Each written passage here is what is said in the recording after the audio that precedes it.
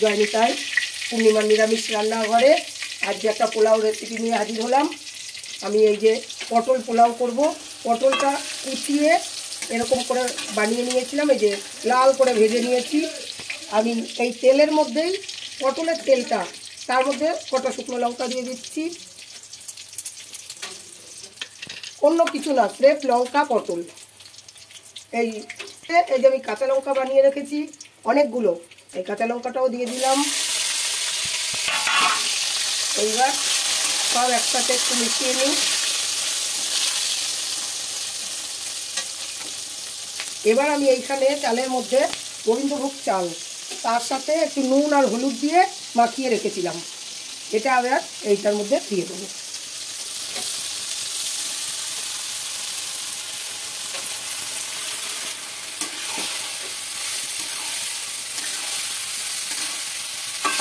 এতে অন্য কোনো মশলা টশলা কিচ্ছু যাবে না, খালি পটল ভাজার তেলে এটা হবে। এর আগে আমি আরেকটা রেসিপি দিয়েছিলাম ফুলকপির পোলাও। এইবার এতে আমি নুন দেবো আর হলুদ দেবো। ভাজায় দিয়েছি নুন, মোটাতেও দিয়েছি, এখন সামান্য দেবো, আর অল্প একটু দিয়ে দিলাম। এবার এতে দেবো আমি গরম জল, আর কিচ্ছু যাবে না এর মধ্যে। অন্যটায় নামানোর সময় ঘি যায়, এটাই দেবো গরম জল। আমি গরম জল করে রেখেছি গামলায়, এবার বুঝে বুঝে জল দেবো,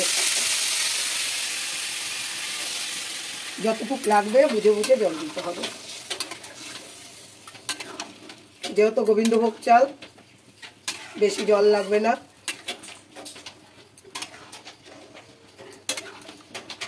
ঝাল পোলাও, পটল আর লঙ্কা দিয়ে পোলাও। আর একটু জল বার আমি এটাকে ঢেকে দিলাম এই 5-7 মিনিটের জন্য। গ্যাসটা একটু কমিয়ে দিলাম। এবার ঢাকনাটা খুলে দিই। হ্যাঁ হ্যাঁ, একদম জল টেনে গেছে। গ্যাসটা অফ করে দিলাম। এবার আমি নামিয়ে ফেলবো। এবার আমি এটাই নামাচ্ছি।